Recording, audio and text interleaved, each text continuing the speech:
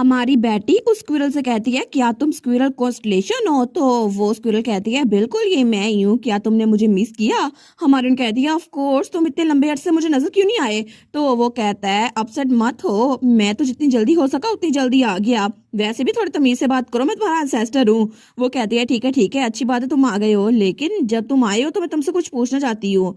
क्या तुम्हें मेरी इलनेस के बारे में कुछ पता है? और इसके अलावा मैं तो अभी भी क्यूरियस हूँ कि तुमने मुझे पास्ट में वापस कैसे भेजा? तो तब वो स्क्विरल कॉन्स्टलेशन कहता है इलनेस? वो कहती है बिल्कुल, मेरे डैड ने मुझे बताया कि जब मैं छोटी थी ना तो ठंड लगने की वजह से ज्यादातर अनकॉन्शियस रहा करती थी, लेकिन उनमें से किसी को नहीं पता ऐसा क्यों था। तो स्क्विरल कॉन्स्टलेशन सोचता है अच्छा जब सर्दी होती है, लेकिन ये क्या हो सकता है? तो तभी उसे कुछ एहसास होता है। वो कहता है हाँ मुझे पता है, मे बी ये इलनेस ना हो, ये असल में तुम्हारी इंस्टिंक्ट है। वो कहती है इंस्टिंक्ट? तो तब स्क्विरल कॉन्स्टलेशन कहता है बिल्कुल, क्योंकि तुम एक स्क्विरल हो ना, तो स्क्विरल ज्यादातर सर्दियों में हाइबरनेट करती हैं और वो ज्यादा देर तक सोती रहती हैं। तो हम कहती है लेकिन डैड ने कहा था शेप शिफ्टर के पास सिर्फ खूबियां आती हैं, खामियां नहीं आती, और मैंने तो रिटर को भी कभी नहीं देखा जो कि एक स्नेक शिफ्टर है, वो हाइबरनेशन करता है। तो वो स्क्विरल शेप शिफ्टर कहता है ये इसलिए क्योंकि वो शेप शिफ्टर अपनी पावर्स पे ज्यादा फोकस करते हैं, लेकिन उनके पास दिमाग इतना ज्यादा नहीं है जितना तुम्हारे पास है, और वैसे भी उनकी बॉडी स्ट्रॉन्ग हो जाती है, लेकिन तुमने उनमें कभी भी इंटेलिजेंस नहीं देखी होगी, थोड़ी सी भी नहीं जितनी तुम्हारे पास है। तो हमारे उन कहती है अच्छा। वो कहता है इसके अलावा मैंने तुम्हारे पास एक बहुत ज्यादा इंपॉर्टेंट चीज छोड़ी थी, जरा अपना मुझे हाथ दो, मैं तुम्हें दिखाता हूँ। तो हमारी कहती है मेरा हाथ? तो तब वो अपना हाथ आगे करती है तो स्क्विरल शिफ्टर उसके हाथ पे कुछ करता है, जिसकी वजह से वहां हमारी हीरोइन वो अपनी गुलहरी वाली फॉर्म में आ गई थी। वो कहती है क्या? तो तब स्क्विरल कॉन्स्टलेशन उसके इर्द गिर्द घूमता है। वो कहता है बिल्कुल, इसे कहते हैं इंटेलिजेंट फॉर्म। आप तुम्हारी अपीयरेंस बाकी सबसे आउटशाइन करती है, तुम्हारी स्क्विरल तो बिल्कुल परफेक्ट शेप में है। लेकिन तब वो कहता है क्रम्स? तो हमारी कहती है हाँ क्या हुआ? वो कहता है तुमने रिसेंटली लाइन की पावर को यूज किया था, क्या तुमने नहीं किया था? हमारी कहती है क्या, लेकिन आपको कैसे पता? वो कहता है मुझे सब कुछ पता है, मैं इस सारे वक्त में तुम्हें देखता रहा था, और इसके अलावा एक और रीजन भी है कि तुम अपनी पावर को यूज नहीं कर सकती। वो इसलिए है क्योंकि तुमने इसको ऐसे फिलअप नहीं किया। और तब उसके गाल पे किस करता है। तो हमारी बेटी कहती है क्या, लेकिन वो कहता है अब जरा अपनी शेप शिफ्टर की पावर को दोबारा यूज करके देखो, अब तुम्हारी पावर काम करेगी क्योंकि मैंने अपनी एनर्जी तुम्हें डाल दी है। तो हमारी कहती है लेकिन क्या ये सच में काम करेगी? तब से तो काम नहीं किया। तो वो स्क्विरल कहता है बिल्कुल ये काम करेगा, ऑफ कोर्स मैं प्रॉमिस करता हूँ, मैं तुम्हारा एंसेस्टर हूँ ना, तो मुझ पे भरोसा रखो, तुम ये कर सकती हो। तो हमारी बेटी कहती है अच्छा फिर तो मुझे आप पे यकीन है। तो तब हमारी बेटी वो फोकस कर रही थी, वो कहता है अब नर्वस ना होना और सिर्फ फोकस करो, अपने इर्द गिर्द की सारी एनर्जी को इकट्ठा करो, और जब तुम उस सबको इकट्ठा कर लो ना तो तब तुम इस सबको एक्सप्लोर कर देना, ठीक है? तो तब हमारी बेटी ऐसे ही करती है और उसके इर्द गिर्द से रोशनी निकल रही थी, लेकिन तभी वो सारी रोशनी वो बाहर भी जाती है और आसमान की तरफ भी जाती है। वो कहती है कि क्या ये मेरी पावर थी? क्या तुमने देखा मैं औसम थी ना? तो स्क्विरल कहता है बिल्कुल तुम औसम थी, बिल्कुल फैंटास्टिक था, लेकिन अब तुम्हारी पावर जो मैंने तुम्हारे पास छोड़ी थी असल में वो है स्टोर करने की एबिलिटी, और जैसे तुम बाकी के नट्स को स्टोर करके रखती हो ना, बिल्कुल वैसे ही तुम किसी पावर को भी स्टोर करके रख सकती हो। तो हमारे उन कहती है स्टोर करना? वो कहता है बिल्कुल, तुम किसी और शेप शिफ्टर की पावर लेकर अपने अंदर रख सकती हो, बिल्कुल वैसे ही जिस दिन तुमने पहली बार अपनी पावर को शो ऑफ किया था ना, तब तुमने किसी और शेप शिफ्टर की पावर देखी थी और इसी वजह से तुम वो पावर को यूज कर पाई थी बिना जाने, और इसीलिए तुम्हारी इंस्टिंक्ट एबिलिटी वो है स्टोर करना। तो तब शेप शिफ्टर कहता है अगर तुम बाकी शेप शिफ्टर से उनकी पावर रिसीव करके स्टोर कर लो ना, तो फिर तुम उनकी एबिलिटीज को अपने हिसाब से यूज कर सकती हो और तुम किसी भी शेप शिफ्टर की पावर ले सकती हो, और अगर तुमने लाइन की पावर ली ना तो तुम्हारी फिजिकल स्ट्रेंथ बढ़ जाएगी। इस तरह बिना तुम्हें हाइबरनेट किए ज्यादा देर तक सोए बगैर भी तुम विंटर गुजार सकती हो। तो बेटी कहती है सच्ची, मुझे लगा था कि मैं यहाँ से चली जाऊंगी, लेकिन सच में अब मैं नॉर्थ में रह सकती हूँ, तो आखिर मुझे स्टोरेज एबिलिटी को यूज कैसे करना है? वो कहता है मैं तुम्हें सब कुछ बताऊंगा, इसको स्टोर करने के बहुत ज्यादा तरीके हैं, जैसे मैंने तुम्हें पहले बताया ना अपने इर्द गिर्द की एनर्जी को स्टोर करना है, लेकिन बाकी तरीके वो भी मैं तुम्हें ऐसा ऐसा बता रहा हूँ। लेकिन तब हमें अगले दिन का सीन दिखा रहता है और तब वहां पे ड्यूक कारितुस और फ्रेडिक आ रहे थे। तो ड्यूक कहता है ठीक है मीटिंग इसके बाद रखते हैं। फ्रेडिक कहता है जी सर। लेकिन तभी हमारी बेटी भागती हुई आ रही थी, वो कहती है डैड। तो उसका डैड कहता है माय बेबी। लेकिन तभी वो कहती है डैड प्लीज थोड़ा सा नीचे झुकिए ना, मुझे आपसे कुछ काम है। तो उसका डैड कहता है अच्छा बिल्कुल ऐसे ही। तो वो थोड़ा नीचे होता है, तो वो कहती है जी जी बिल्कुल ये काफी है। तो उसका डैड सोचता है कि यार ये मुझे गले लगाने वाली है। मुझे यकीन नहीं होता मेरी बेटी कितनी लवेबल है। लेकिन तभी बेटी आगे आती है और अपने डैड के गाल पे किस कर देती है। तो उसका डैड कहता है क्या, लेकिन तब वो तो बड़ा शौक हो गया था और तभी पीछे से कालीतूस वो कहता है बेटी, तो वो कहता है बुशी टेल तुमने डैड के गाल पे किस किया लेकिन मेरे गाल पे नहीं किया। तो तब उसका डैड वो तो बड़ा खुश हो गया था, वो कहता है माई बेबी। लेकिन तभी उसका भाई कहता है आखिर तुमने फादर के गाल पे किस क्यों किया है बुशी टेल, तुम ज्यादातर टाइम तो मेरे साथ गुजारती हो, तुम मुझे धोखा दे रही हो। तो उसका डैड कहता है कार्ल मुझे तुम्हारे बारे में तो नहीं पता, लेकिन मेरी बेबी को मैंने फर्स्ट किस पहले ही दे दी थी बहुत लंबे अरसे पहले, जब ये पैदा हुई थी ना और जब ये छोटी सी थी और तब ये मेरे हाथ पे आई थी, तो तब ये मेरे पास आती थी और मुझे किस करती थी, इतनी क्यूट सी थी मेरी बेटी। तो तब कालीतूस कहता है मैं इस सब में बिल्कुल इंटरेस्टेड नहीं हूँ, अब मेरी बहन मेरे साथ है ना तो इसके गाल पे फर्स्ट किस मैं करूंगा। तो तब वो हमारी बेटी के गाल पे किस करता है। तो उसका डैड कहता है मुझे माफ कर देना मेरे बेटे, लेकिन जब बेटी पैदा हुई थी ना तो तब ताशा और मैंने पहले ही हमारी बेटी को फर्स्ट किस दे दी थी। तो वो कहता है फिर भी मैं अपनी बहन के साथ ही रहूंगा। तो ड्यूक कहता है बस कर दो अब। लेकिन उधर से फ्रेडरिक वो सोचता है आखिर ये हो क्या रहा है, मैं यहाँ क्यों फंस गया। लेकिन तभी ड्यूक और कालीतूस आगे होते हैं और बेटी के सर पे किस करते हैं। तो हमारी सोचती है ऐसा लगता है ये कभी खत्म होने नहीं वाला। तो तब वो अपने भाई और फादर को पीछे हटाती है, वो कहती है ठीक है अब रुक जाए, असल में मुझे लगता है आपको कोई गलत फहमी हो गई है, मैं यहाँ पे कंपटीशन थोड़ी ना कर रही थी। तो कालीतूस कहता है फिर भी अगर कंपटीशन हुआ भी ना तो मैं जीतूंगा। तो वो कहती है नहीं ये बात नहीं है, अभी के लिए मैंने अपने स्क्विरल शेप शिफ्टर की एबिलिटी को यूज किया है और मेरी एबिलिटी वो है स्टोर करना।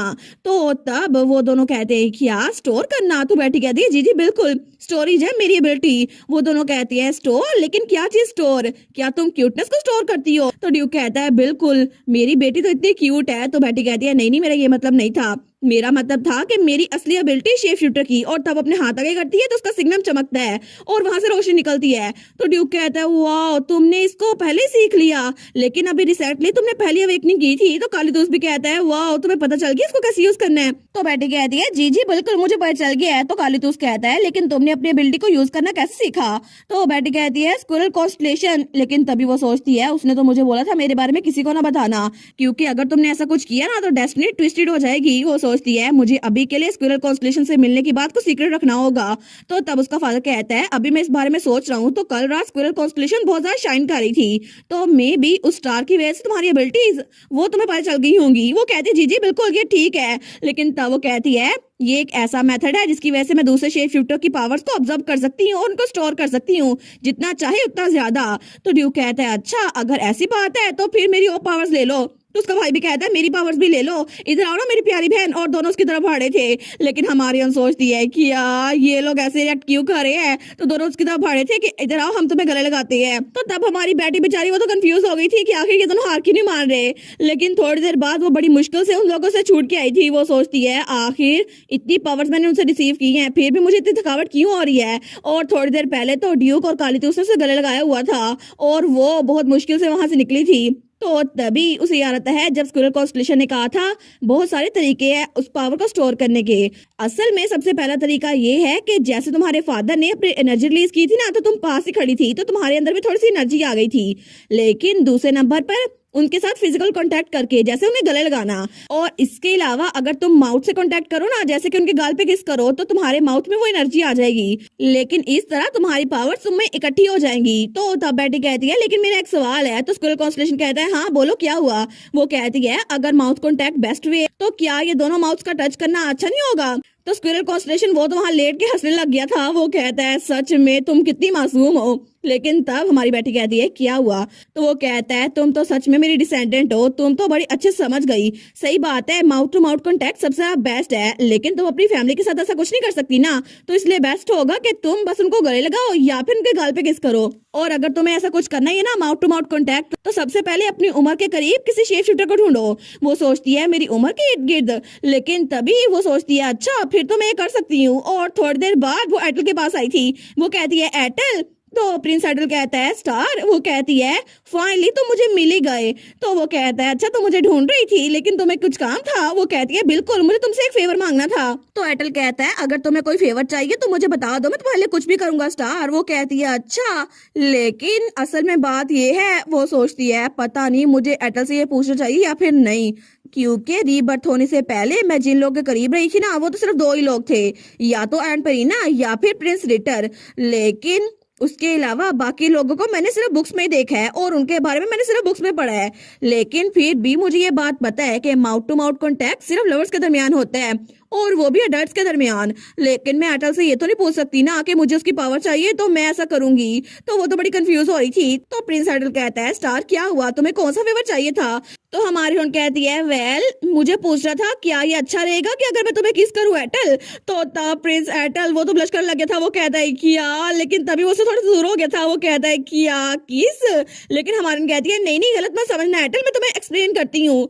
और थोड़ी देर बाद उसने बैठकर अपनी पावर्स के बारे में उसको बता दिया था। वो कहता है अच्छा ये बात है।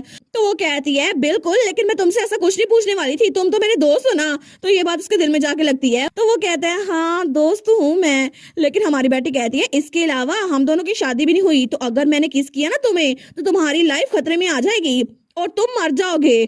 तो प्रिंस एडर कहता है क्या मैं मर जाऊंगा? वो कहती है हाँ हाँ बिल्कुल ऐसा ही होता है, मेरे डैड ने मुझे बताया था।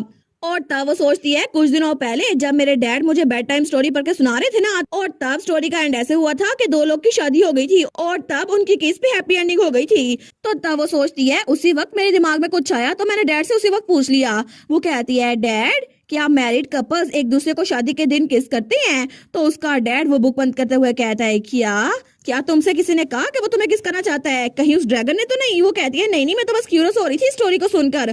तो ड्यूक कहता है हाँ बिल्कुल, लेकिन अगर कोई लड़का और लड़की शादी से पहले किस करते हैं ना तो फिर वो बड़ा डरावना बनते हुए कहता है वो लड़का वो मर जाएगा। तो बेटी कहती है क्या सिर्फ लड़का मर जाएगा, लड़की को कुछ नहीं होगा? तो ड्यूक कहता है बिल्कुल, इसी तरह मैंने अपने कुछ दोस्तों को खो दिया था, लेकिन असल में तो वो जंग में मरे थे ना। लेकिन तब वो कहता है इसके अलावा अगर कोई लड़का तुम्हारे पास आए ना ऐसा कुछ करने की कोशिश करे तो प्लीज मुझे बता देना, ठीक है? वो कहती है क्यों, क्या आप उसके लिए डॉक्टर को बुलवाएंगे? तो ड्यूक कहता है नहीं मैं उसके लिए मौत का फरिश्ता मंगवाऊंगा, ये अच्छा रहेगा। तो बेटी कहती है अच्छा। तो तभी वो प्रेजेंट में भी एटर को यही बता रही थी। वो कहती है इसीलिए मैं नहीं चाहती मैं तुम्हें किस करूँ, फिक्र ना करो, और मैं नहीं चाहती तुम मर जाओ। तो प्रिंस एटर कहता है हाँ थैंक यू मुझे बताने के लिए स्टार। लेकिन वो कहती है ही मेंशन ना करो, हम लोग तो दोस्त है ना। वो सोचता है हाँ इसलिए मुझे फिर से दोस्त कहा।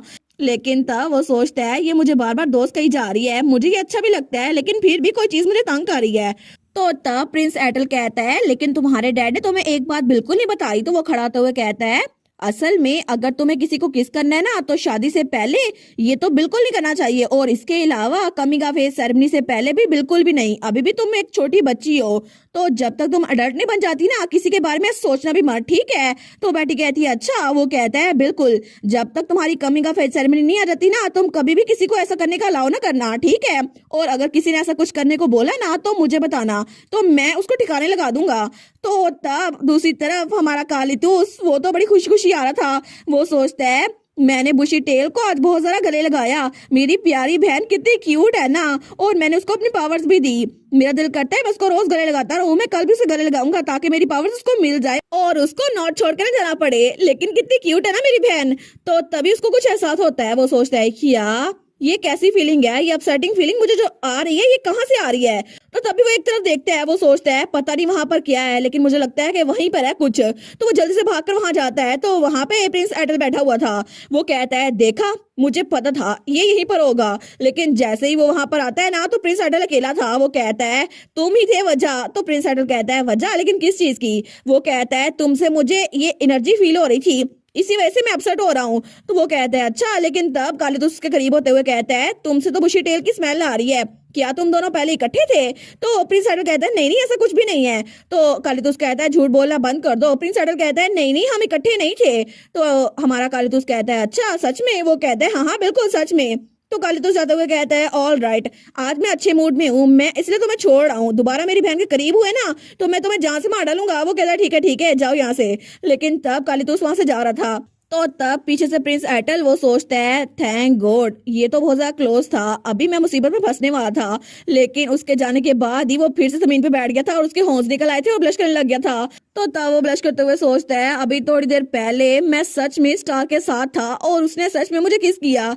लेकिन तब हमें थोड़ी देर पहले का सीन दिखा रहता है। तो तब उसको यही बात बता रहा था कि कमी का फेस करने से पहले तुम्हें कभी भी किसी को अलाउ नहीं करना चाहिए, ठीक है। वो कहती है सच्ची, मैंने तो इसके बारे में कभी भी नहीं सुना। वो कहता है हाँ हाँ बिल्कुल, लेकिन वो दिल में सोचता है इसका रिएक्शन देखकर तो मुझे गिल्टी महसूस हो रहा है, लेकिन स्टार ने कहा है कि वो मेरी दोस्त है और मैं नहीं चाहता कि कोई भी लड़का उसके करीब आए, इसीलिए अगर कोई भी ऐसा करने की कोशिश भी करेगा ना तो मुझे बहुत ज्यादा बुरा लगेगा और मैं उस लड़की का मुंह तोड़ दूंगा। तो हमारे यहाँ सोचती है क्या ऐसा कुछ उन बुक्स में था जो मैंने पढ़ी थी, लेकिन वो सोचता है अक्सर ये बिजनेस के मामलात में तो बहुत ज्यादा तेज होती है, लेकिन जब इंसानों के रिलेशनशिप की बात आती है ना तो ये बिल्कुल इनोसेंट बन जाती है।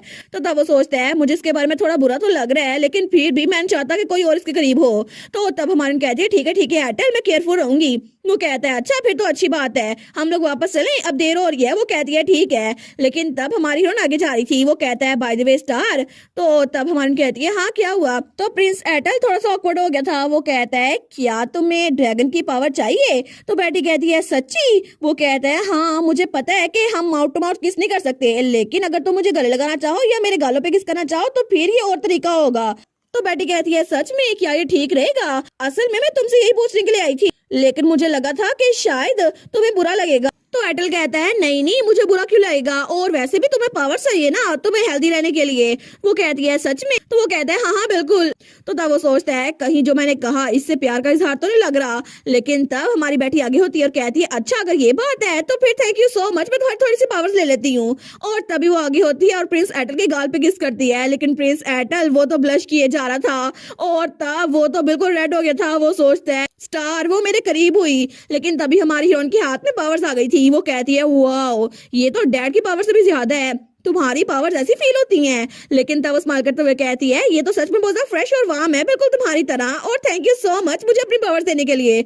लेकिन तभी एयरटेल पीछे होता है। वो कहती है एयरटेल क्या हुआ तुम्हें। तो तब वो कहता है मुझे लगता है कि मुझे थोड़ा सा काम याद आ गया तो मैं तुमसे बाद में मिलता हूँ। वो कहती है ठीक है, लेकिन तब वो कहती है bye bye Airtel, thank you so much फिर से एक बार मुझे पावर्स देने के लिए। तो हमारी बेटी कहती है ठीक है कल तुमसे मिलूंगी एयरटेल। वो कहते हैं हाँ हाँ कल मिलेंगे, लेकिन तब वो जल्दी जल्दी वहां से भाग रहा था। वो सोचता है सच में अभी स्टार मेरे पास हुई थी और उसने मेरे गाल पे किस किया था, सच्ची ऐसा हुआ था, लेकिन वो तो बड़ी तेज से वहां से भाग रहा था और उसके बाद ही वो वहां पर आकर बैठा था जहां उसे काली तूस मिला था। तो वो सोचता है अच्छा तो उसे फिजिकल कांटेक्ट की जरूरत है अगर उसे दूसरों की पावर चाहिए तो तब उसके होंठ और टेल भी बाहर निकल आई थी। वो सोचता है पता नहीं दोबारा उसको कब मेरी पावर्स की जरूरत पड़ेगी, क्योंकि मुझे तो बेटी के साथ बहुत ज्यादा अच्छा लगता है। और बेचारा फर्स्ट प्रिंस वो तो ब्लश ही किए जा रहा था। लेकिन तब दूसरी तरफ हमें रात के वक्त एम्पीरियल पैलेस दिखा जाता है, तो वहां पर किंग खिड़की के पास खड़ा हुआ था, लेकिन तब उसको तो बहुत ज्यादा गुस्सा आ रहा था। वो सोचता है डैम इट, मुझे तो ये सोच के बड़ा गुस्सा ही जा रहा है कि पता नहीं किसने मेरे महल में धमाका किया था, लेकिन उसकी वजह से वो सारी की सारी जगह तबाह हो गई और जहां पर सारे पोशंस थे ना वो जगह अब उसके ऊपर बहुत सारे पत्थर है। और वो सारे नोबल्स वो तो ऐसे ही बातें किए जा रहे थे। तो वो नोबल्स कह रहे थे योर मैजेस्टी आखिर आप हमारे साथ ऐसा कैसे कर सकते हैं, ये तो अनएक्सेप्टेबल है ना। वो सोचता है मेरे पोशंस, मेरे पॉइजन के पोशंस वो सारे जाया हो गए, मुझे नहीं पता वो कहाँ पर है, और फिर भी मुझे क्या फर्क पड़ेगा कि अगर वो नोबल सफर करें या जो मर्जी करें। तो तब तो उसको बड़ा गुस्सा आ रहा था। वो सोचता है मेरा दिल कर रहा है कि सारे नोबल्स को जान से मार डालूं, लेकिन तभी उसकी वाइफ क्वीन वहां पर आती है। वो कहती है योर मैजेस्टी आप तो आजकल बिल्कुल भी ठीक नहीं लग रहे, प्लीज ये पोशन टी पी ले, इससे आपकी बॉडी और माइंड काम हो जाएगा। लेकिन तभी किंग उस चाय की तरफ देखते हैं तो तब उसे बड़ा गुस्सा आता है और उस चाय को जमीन पे गिराते हुए कहता है तुम्हारी इतनी हिम्मत, क्या तुम मेरा मजाक उड़ाने की कोशिश कर रही हो। और तब वो सारी चाय नीचे गिर चुकी थी। वो कहता है तुम ये चाय मेरे लिए लेके आई हो जो कि अस्लान डची से आई है, तुम इतनी बेवकूफ हो। वो कहती है योर मैजेस्टी मैं तो बस आपके लिए फिक्रमंद हो रही थी। तो तब वो सोचता है सच में ये इतनी बेवकूफ कैसे हो सकती है। लेकिन तभी खिड़की के बाहर कुछ पंख नजर आते हैं, तो जैसे वो बाहर देखते ना तो वहां पे एक ईगल था जो किसी की तरफ देख रहा था। तो तभी उसकी वाइफ बहुत बड़ी शौक हो गई थी। वो कहती है यहाँ पर एक ईगल है, यहाँ पर क्या कर रहा है। लेकिन तब किंग आवाज आवाज में कहता है वो आ गया। तो तब वो कहता है अब यहाँ से निकल जाओ। तो सेकंड क्वीन कहती है क्या। वो कहता है तुम्हें समझ नहीं आ रही, मेरी बात सुनानी नहीं, मैंने कहा यहाँ से निकल जाओ। वो कहती है ठीक है योर मैजेस्टी मैं जा रही हूँ। लेकिन जैसे ही वो दरवाजा बंद करके जाती है ना तो तभी किंग वो खिड़की को खोल देता है और तब वो ईगल वो अंदर आता है। तो तब किंग कहता है तुम तो मेरी एक्सपेक्टेशन से पहले आ गए। और तभी वो ईगल वो भी एक शेप शिफ्टर था जो कि इंसानी शक्ल में आ गया था। तो तब किंग उसे रास्ता देते हुए कहता है फाइनली आखिर इतने लंबे अरसे बाद, जंग खत्म होने के इतने टाइम बाद तुम यहाँ पर आए गए, पोपरे तुम्हें यहाँ पर भेज ही दिया।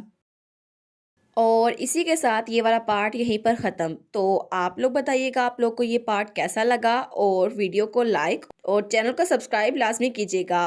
बाकी वीडियोस का लिंक भी स्क्रीन पर नज़र आ रहा होगा, तो काइंडली उनको भी चेकआउट कर लें। और thank you so much for watching my videos. Stay safe, bye bye.